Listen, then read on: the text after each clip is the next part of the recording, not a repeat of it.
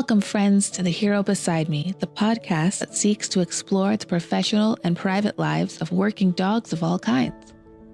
For thousands of years, humans and canines have shared a special bond and an essential partnership, which continues to grow in importance in our society today.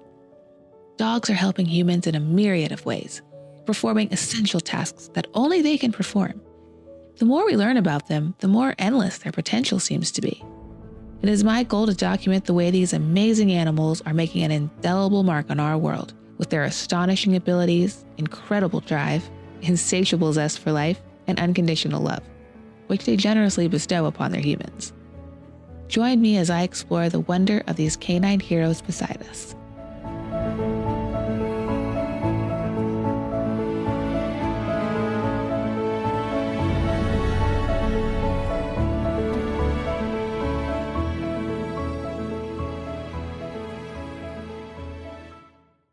Welcome, listeners, to the show. I'm so glad you're here. For today's Thanksgiving episode, we're going to talk about duck hunting and gun dogs.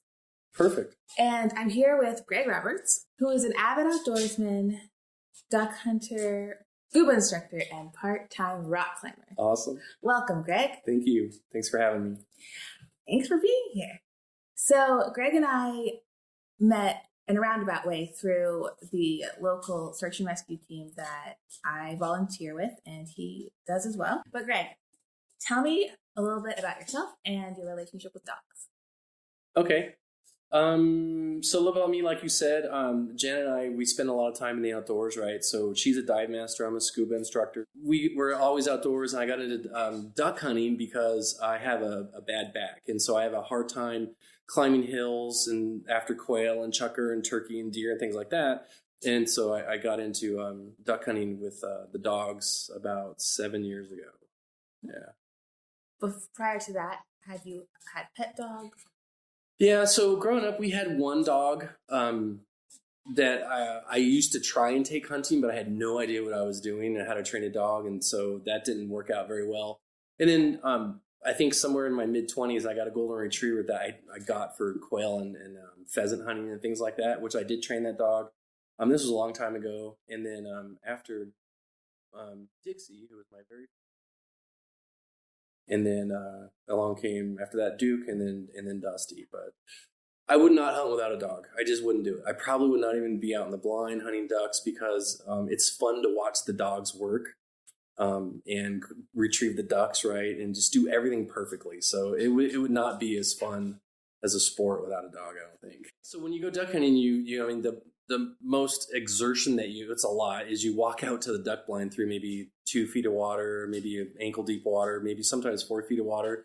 And you have to get way out in the swamp or the pond. And so that's pretty taxing when you're carrying your dog or dog on leash. And then you have all your duck decoys and your stands and your buckets and your coffee and your lunch, right? So it takes a long time. But and once you get there, though, you just sit there. And then you work the ducks with your duck call or with your decoys or a jerk rig on your decoys where you pull it and make them look alive.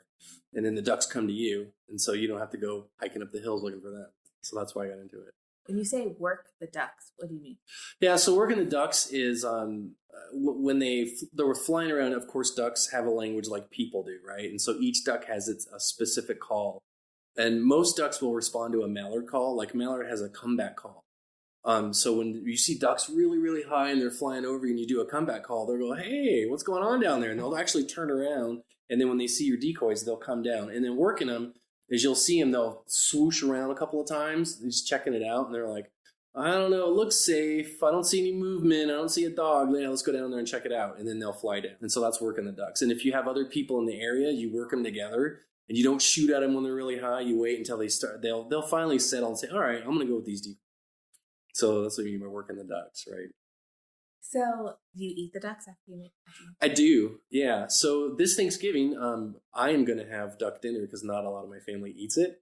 But I don't know if you're familiar with this or not, but when you bring the ducks home, most of the ducks that I shoot, I'm very particular with the ones I shoot because I don't want to shoot a duck I'm not going to eat. And so I shoot mostly teals, widgeons, and mallards, things like that. They cook like prime meat, like I was saying.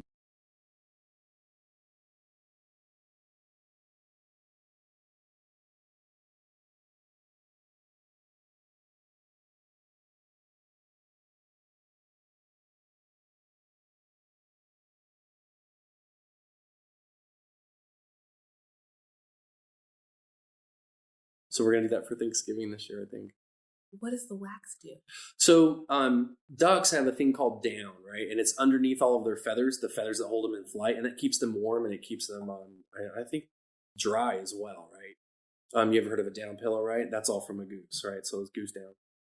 And you can't, it's like tiny, you can't pluck them out. So when you dunk it in the water with the wax and you pull it up, the wax dries, and you just go like this and you rub it, and that wax sticks to all the feathers and pulls it right out. Ah. Yeah.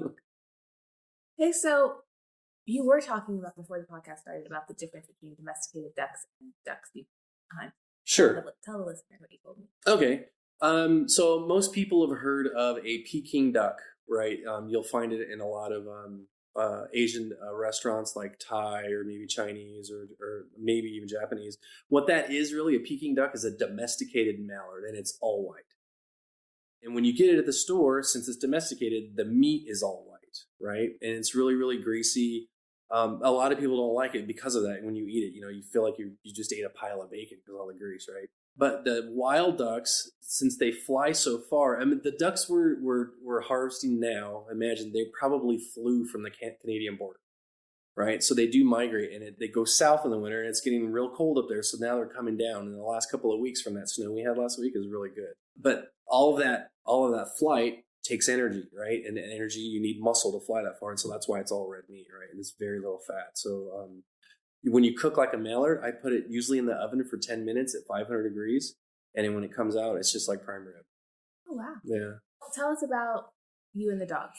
Me and the dogs. I ask a lot of these dogs, right? If people can imagine 4 guys out in a duck blind at 32-degree weather, everyone's wearing waders. There's a little bit of ice on the duck pond, right, wherever you're at. Well, the dogs are jumping in that water and they're swimming out to the blind. And so the humans are all dry. So the dogs are already getting wet. So like I said, I ask a lot from these dogs, right? And then once we get out to the blind and we set up, we throw a decoys out, I have a dog stand, a little square one that usually is about maybe 6 inches to 12 inches off the water. And the dog gets up there, and the dog most of the time sits there for hours, right? Because I'm sure you've seen fishing shows, right? When you see that, they're only showing you the film of them catching fish. They don't show you the hours in between of nothing happening, right?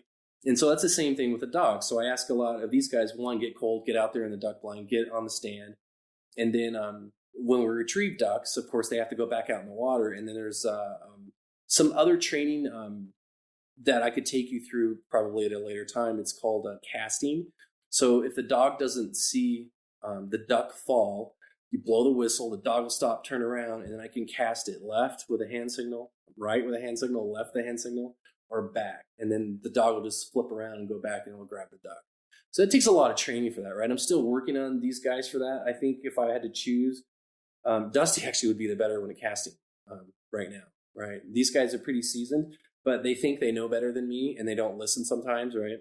So they do that. And our dogs do other things, like they do dock jumping competitions where they run and they jump off the dock, which when we first got into that, I was telling Jen, it's like, that's perfect, because then they can go duck hunting and then they can show off and jump off the levee and get their ducks and put on a great show for everybody who's watching.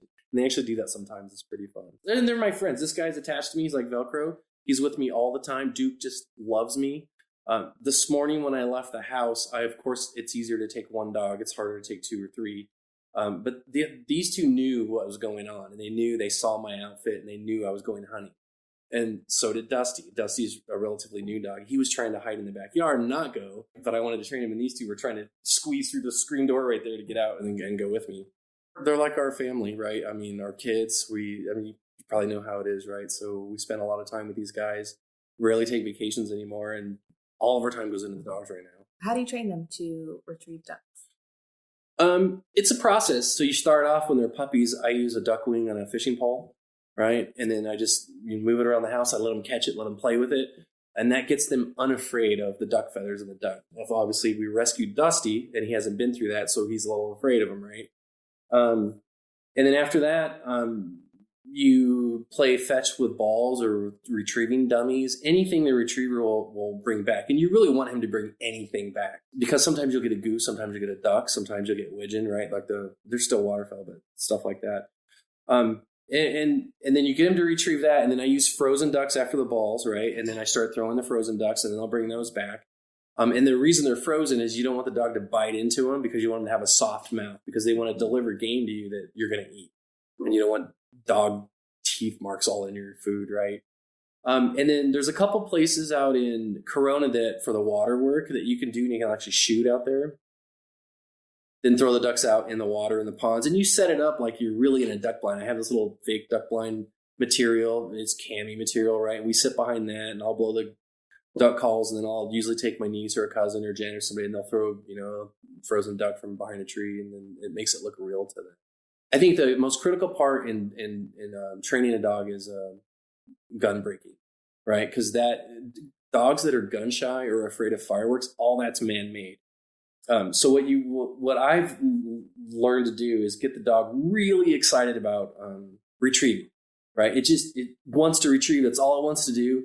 And then once you send the dog on a retrieve, you have somebody 20, 30, 45 yards away, depending on how the temperament of the dog is, and have him shoot a gun while he's retrieving. And then he starts associating all that fun with that loud noise, right? And then you start moving in closer and closer. And then pretty soon you're, like today we had 3 guys shooting shotguns over Dusty in the duck blind. And that was his first time, but he's already been through the training. So he did pretty well today on that. So just in case someone has had literally no introduction to hunting whatsoever, can you explain what a duck blind is?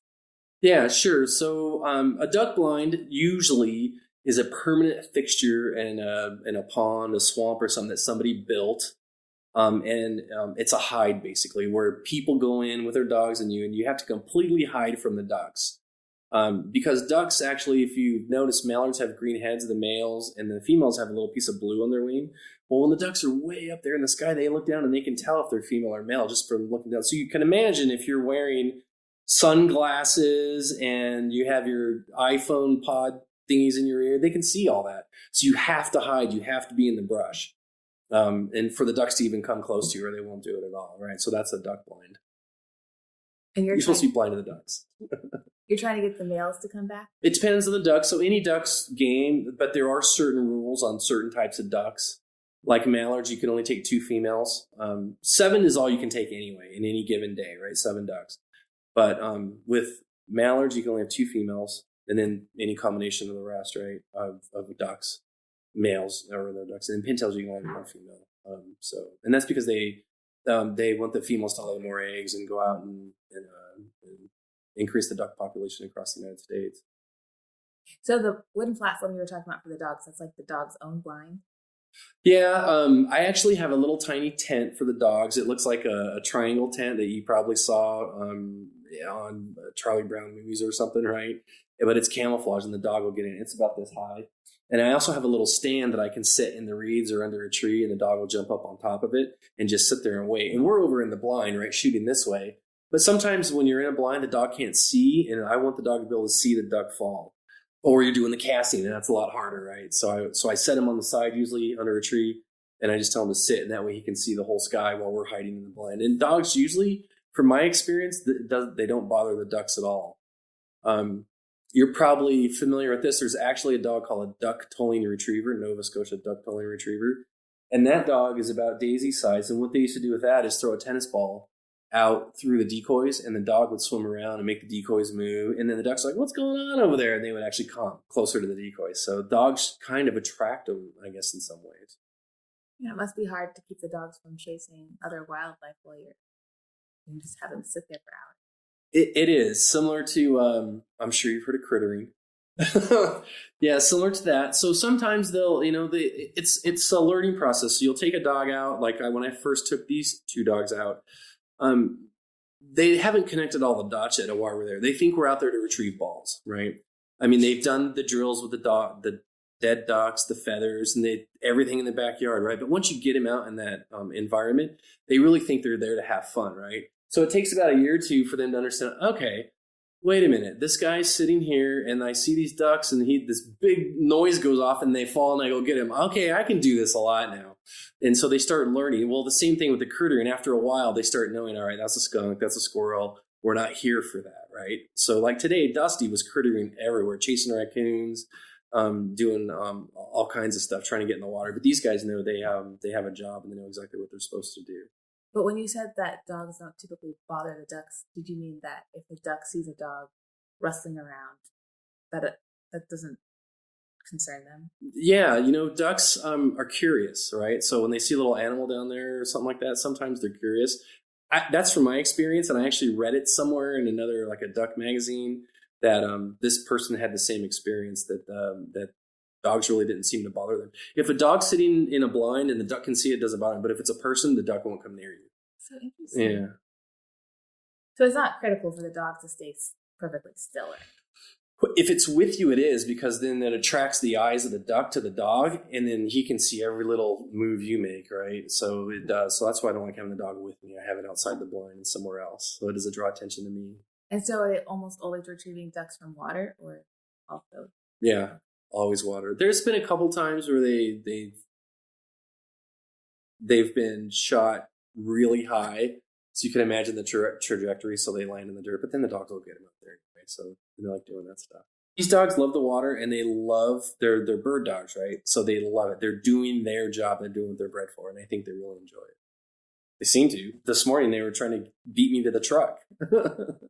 What do you think?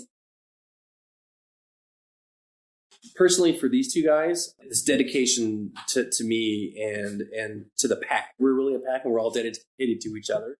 And I think that really brings a bond. These dogs please me, and I please them. And we do a lot for these dogs. They know I love them, and the dogs absolutely love us, right? And so I think that just brings it's fun to watch, right? When you're out there with your friends and how does that dog do that? And yeah, it's pretty fun. There's all kinds of bird dogs out there, right? So there's retrievers, Labradors, golden retrievers, duck tolling retrievers. There's all kinds of water dogs. And then you have your German short hairs, right? And your Brittany Spaniels and your other upland game dogs that probably are more well suited to that kind of weather and less water and things like that. Most people use Labrador retrievers, right? So the yellow, chocolate, or black labs, that's mostly what I see out there.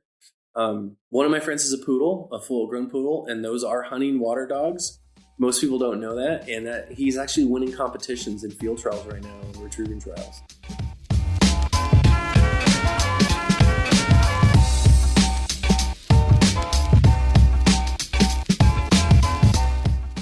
So, Greg told us a lot about what it's like to duck hunt, and he mentioned his friend Burt, who uses a poodle. I tracked Burt down, and he brought me out on a hunt with Hogan, his dog. And oh my gosh, I think there's some ducks coming in. Let's call them in. Here they come.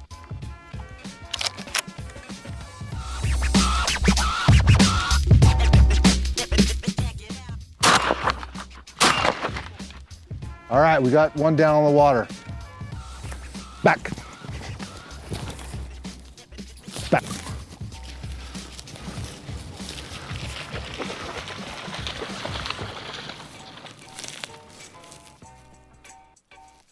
Here.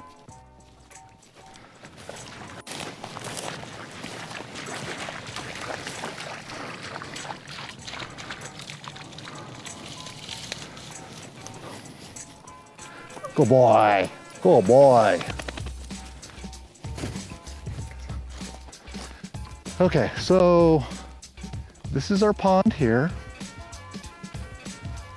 We can either walk over, there's a blind over here I can show you. Just kind of walk through kind of some tall brush and stuff.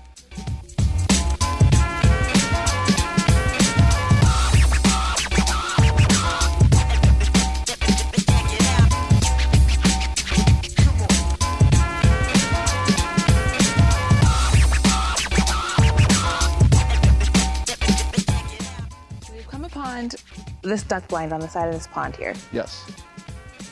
And it is a sort of like a fort without a roof. Yeah, so the disadvantage of this one is it does not have an overhead enclosure. Uh-huh. So you're very visible. So a lot of times I'll just stand over here in the brush. Because the ducks have very keen eyesight. They see very vividly colors and stuff like that. And they're very wary by the time they get down to Southern California. Southern California is pretty tough to hunt ducks because they've seen all the other decoys and hunters on their way south. So in that respect, you have to really conceal yourself. So like this open blind is not a very good blind. So we'll stand in this brush here. There's a lot of planning and management actually that goes into duck hunting. You just don't show up to it. So there's actually a lot of work that went into in off-season in advance to this, where we plant this as dry during the spring and summer months. So we come in and we'll plant it with like different types of grasses that will attract ducks, food for them, because they like a lot of different ducks. What they'll do is they'll dive down to dig up the roots to eat the insects or whatever's living on them for their food to get their proteins and stuff. And so we do that, and then we're also strategically planned, we're next to a field that attracts geese. So you want to keep your options open, being that it's so tough to hunt in Southern California. As far as I know, of all the different refuges I've been to and duck hunting areas in Southern California, I'm the only one that has a poodle hunting. My friend had a lab when he was living here, and we'd hunt them together, and I was just always so much impressed with how he performed compared to his lab. I know a lot of lab people don't like to hear that, but he's just super smart, and he just has such a drive. And the good thing about Hogan is that when we're out of the field, say we get out of the duck blind, you'll see when we leave here, he's gonna immediately go out in that field and look for something. And then when he gets in the truck, he just lays down. He gets in the house, it's like, okay, we're done. We're not bouncing off the walls, or anything like that. Yeah. So. What is the history of poodles? So originally I believe it was Germany, it was P-U-D-E-L, puddle dogs, I think what they called them, and they were used for duck hunting. So it wasn't what happened was the French and then the Americans got a hold of them and started breeding them for conformation. So they bred them for certain looks. And that's why you'll see there's a difference. If you were to look like at a show dog compared to him, their chests are much narrower. The show dogs? Yeah, a lot of their chests are much narrower. He has a thicker chest. Our younger one is very thick. And so they tend to just charge to the brush because they're pretty massive that way. But it doesn't mean that a show dog cannot develop a prey drive and do the same thing. It's just there. A lot of times it just needs to be awakened. With him, he was in the duck blind with me at 4 months, and he was hunting and retrieving ducks because they're just a natural retriever. He constantly wants to have something thrown and bring it back to you. And that's what makes him so good. And he's got a very keen sense of smell. So he can go out in a field and put up birds very quickly. What do you mean when you say he put up a bird? So what he does is he flushed a bird. Okay. So he chased it out of the brush. He scented it, trailed it, put it up in the air. It was shot. He tracked it, watching it visually, marked it, and went and retrieved it. Marked it. So when he marks it, he marks it in the air where it's going, he watches it where it falls, and then he goes out and retrieves it and brings it back. So their job is not just to retrieve, they also have to find the duck in the first place and chase it away. Right, so a lot of times, what's a blind retrieve is, they can't see it. It could be in a marsh, it could be in cattails, in some thick brush somewhere. And so you either have to help them direct them where it's at, or they just rely on the scent to go find it. And they just have to, you just have to trust them to trust you that you're gonna help them out with either directions, whistle blows, or I don't even do that with him. I send him that way, and he scents it, and he goes and finds it. So a lot of times what'll happen is, like if you hunt certain refuge, and he gets bored because ducks won't be coming in. So he'll go wandering out in the marshes or out in the cattails, and he'll find ducks, and all of a sudden here comes this duck flying through because he's out there kicking them up. So he's pretty impressive. He's been a really good dog, such a really great demeanor. My wife just loves him. They definitely are couch dogs. He will lay on your lap and sleep. These dogs know when you go to grab the gun to go hunting, they're already waiting at the truck. So the pleasure is, I don't care if I miss all the ducks that come in, is just, my pleasure is being with him and watching him do his thing. I hear a lot of handlers say that, and with whatever discipline it is they work with dogs, and about the thing about watching the dog do what they were bred to do. Do you think you could expound on why that's so appealing and enjoyable? I think it is our draw as humans to animals that, I mean, I guess some people don't like dogs or animals, but those of us that do, is just to be out in nature with your dog. Even, I guess, if your thing was walking, just to be out walking your dog and to see your dog run out in a park off a leash. Everybody walks their dog on a leash, but that's like boring. You want to be, that's why people like want dog beaches, you know, because they want to see their dogs out running up and down the sand and playing in the water, and this is his thing. It's not like I trained him to do this. I said, hey, let's take him along and see what happens, you know? And well, I knew that because the birds would land in my yard and he'd try to catch the birds in my yard. So I already kind of knew this was his thing, so. But it's just seeing what, like you said earlier, seeing what he was originally bred for to do, and then watch them grow. So you go through steps. It's like when you're dog training, you have little blocks you build off of, you know? Let's say you're teaching your dog to be steady. So when they're a puppy, you're in a hallway and you have a bowl of food on the ground and you're holding them up off the ground, and then you ever so slightly put them on the ground until they start squirming and wiggling and get steady. And for that split second, you steady them. And then you build upon that. And then you move back further. And then you hold them back longer. Next thing you know, you have them in a sit, and you're 5 yards from that bowl of food, and they're sitting there, and you're walking up to the bowl of food, and you're like, all right, go get it, you know? So it's just those building blocks. Well, to see all the things come together and the switches, I call it, get flipped, and then they just start performing, it is so impressive. I was telling you about my friend Farron. Well, she had gotten her dog from a show dog line. It's a poodle, standard poodle. And she wanted to get involved in this. So she got involved in this, and she was doing hunt tests, spaniel hunt tests, which is all upland type work. And the dog was kind of just going through the motions. Well, I remember the test, the day where you saw that dog go, it kind of tilt its head a little bit and go, oh, I figured this out. And it just started zigzagging through the field and just using its nose and then trying to wind it. When I say wind it, he's putting his nose up in the air and trying to get scent in the air, and then zeroing in where this bird's hiding at, and then getting in there and flushing the bird up. So it's those things is what is exciting to me. What's your history with dogs? I grew up in a Marine Corps law enforcement family. And my father started the Canine program. He was a deputy sheriff for the San Diego Sheriff's Department.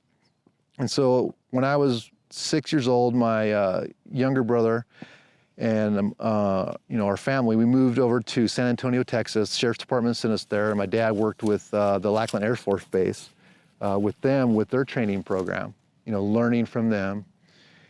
And then we came back home, and then the fast forward to when I was about, 10 years old, they shipped us over to Denmark, and my dad trained with the Danish police there, and we lived there for a year, and I ended up going to school there, which was really interesting, because they speak, of course they speak Danish, but they're all taught English in school, and everybody, all the kids there, they find out you're from America at that time, they want to, be with you, and they're all it was about Happy Days and Fonzie at that time.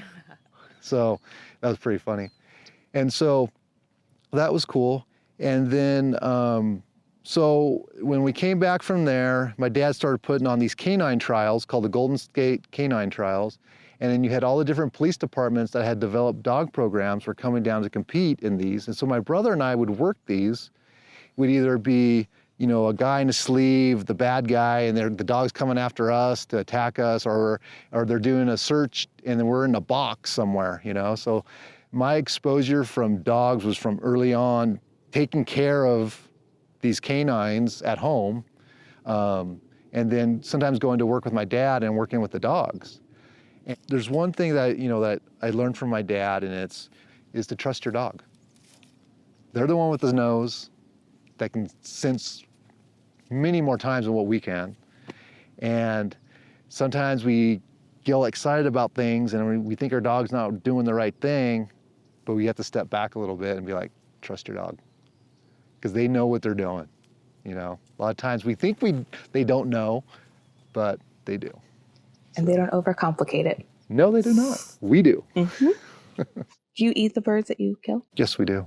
Do you hunt often enough that it's actually part of your grocery plan? I hunt quite a bit, but it doesn't mean that you get meat every time. So with duck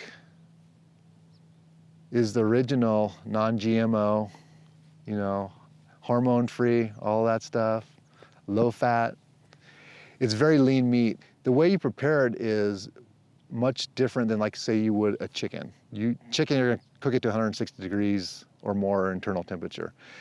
Duck, you cook rare, because if you overcook it, it's gonna taste very kind of livery or a metal type of taste to it. Otherwise, it's almost like a steak because it's red meat, even though it's, you know, not beef or anything like that. But it's very red, it's very lean. So a lot of times what I've been doing too is, like, if I have a bunch and I end up freezing it, I will turn it into sausage. There's so many different ways you can prepare duck, and it just turns out that it's like, okay, I'm craving that now. Because you develop a taste for it. Like, you know, we were raised on eating chicken and stuff like that, where when I was a kid, my parents would actually, where we lived, we'd buy a steer and we'd raise that and then we'd butcher it. So I never really had, like, non-grass-fed meat unless I went to, like, McDonald's or something. And you could tell the difference in that, and you develop a taste for it. Like for Thanksgiving, we'll have duck sausages, we'll have bacon wrap, jalapeno poppers with duck meat in it and stuff like that, just to give other people in the family an introduction to it. How did you get into hunting? I've always been raised around, you know, guns, shooting and stuff like that with my dad and stuff.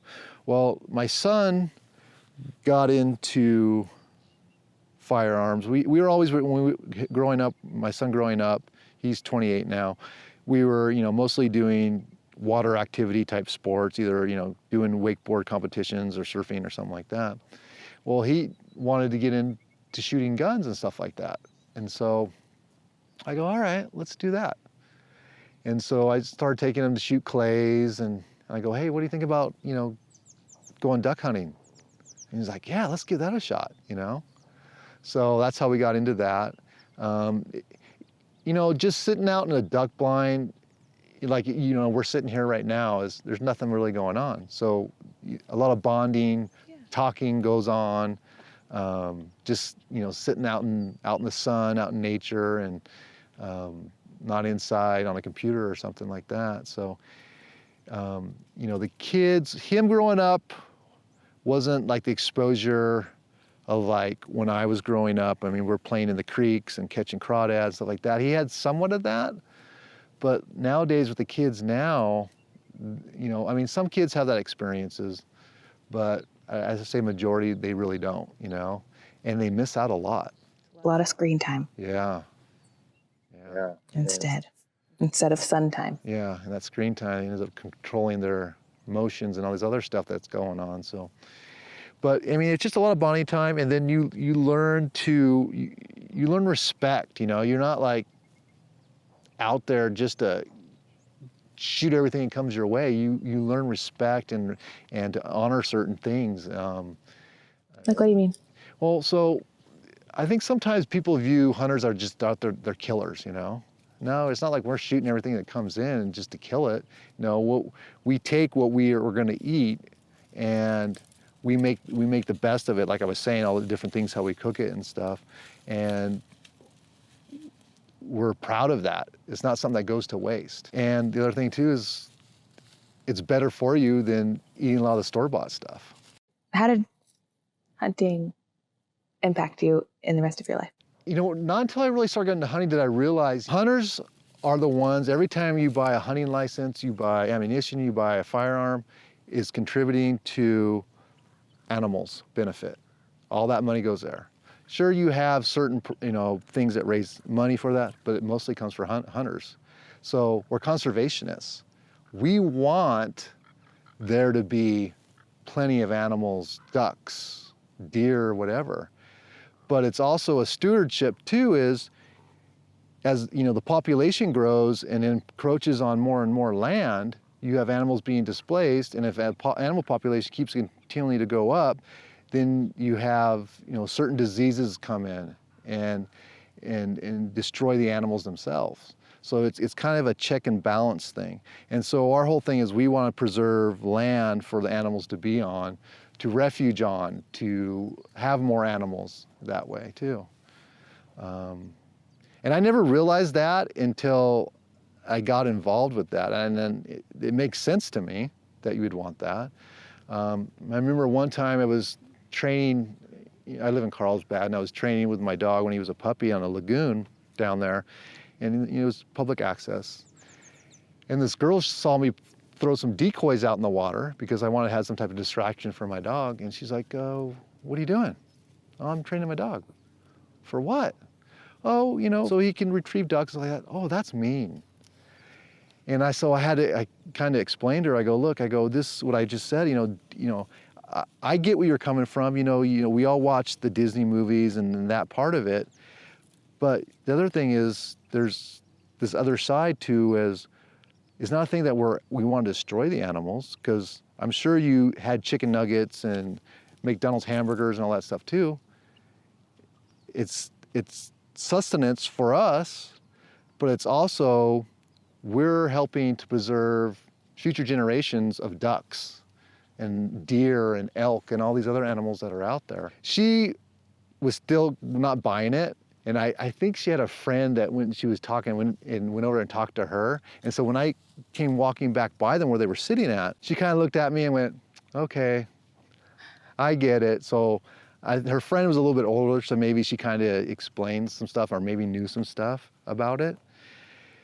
But it's just, people see hunters a lot of times as just these vicious people out there. And that's not it at all. I mean, I'm sure there are some. Like in everything, there's always got a bad egg, but that's not what it's about at all. Well, is there anything about hunting dogs that you think the general public might be interested to know or ought to know? Well, if I wouldn't buy a hunting dog unless you plan to use what its purpose for, unless you give it another job to do, because otherwise you're going to have furniture that's tore up. Your coffee table is going to be eaten, because they will get frustrated. They need to have, if it's dock diving, retrieving bumpers or balls thrown out in water, have them do that, whatever. They need something to do because they need to get their energy and their frustrations out somehow. They need to be ran. Dogs, by running and doing a job, is how they work their stuff out. That makes them a happy dog. He's a great swimmer. He will swim all over this place, back and forth. I had to really break him of that, because I'm like, no, man, you need to stay right here, because we want ducks to come in, because you're going to scare them off, because all you want to do is be out in the water. So we worked on that, and he was really easy to deal with him. He got it. He was a puppy and he had a lot of energy. And you had mentioned that you didn't really have to train your dog to hunt birds, because that's what he was bred to do. But what do you have to train them to do? Obedience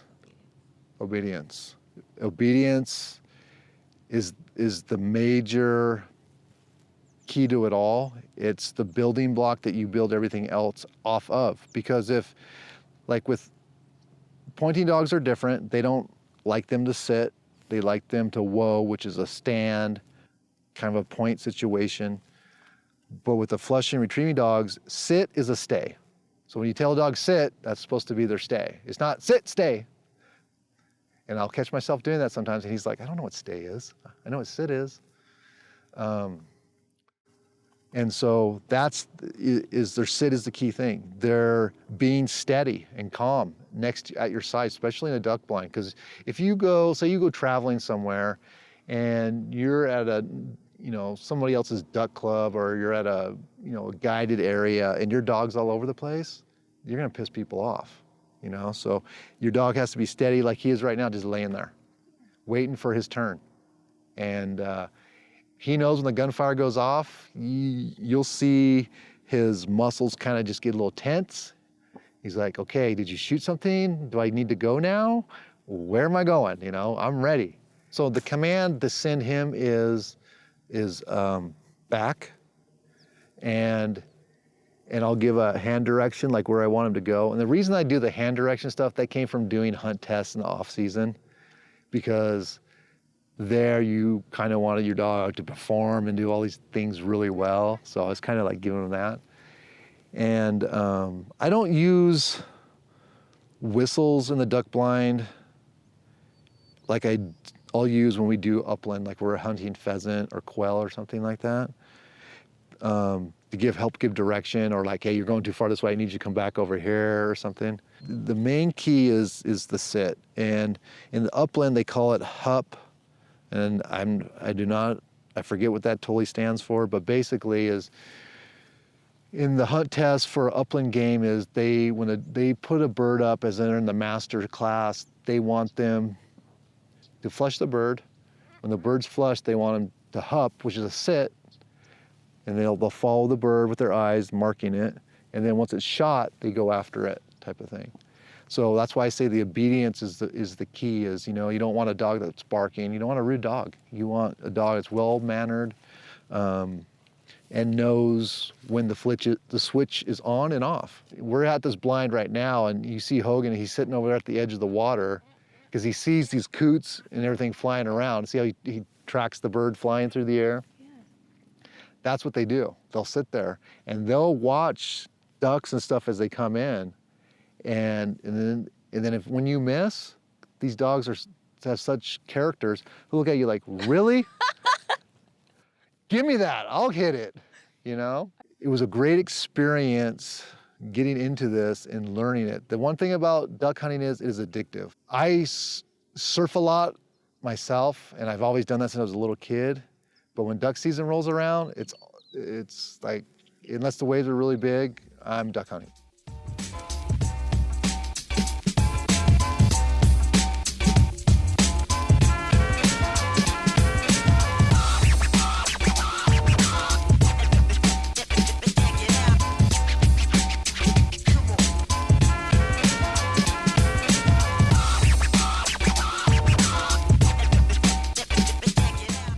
Thank you so much for bringing us out here to the duck blind, and thank you for being on the show. Oh, you're welcome. It was a pleasure. I enjoyed it. And happy Thanksgiving. Yeah, happy Thanksgiving to you.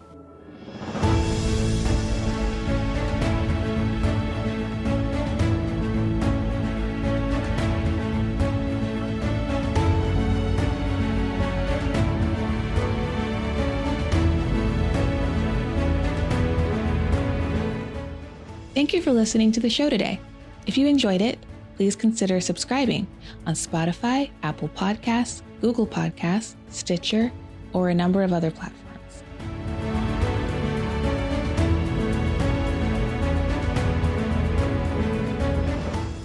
As I mentioned earlier, I'm your host, Shauna T. I'm a professional photographer, and I'm currently working on a photography project about working dogs. If you would like information about this project, please visit herobeside.me and sign up for the newsletter. Again, that's herobeside.me. Thanks so much. See you next time.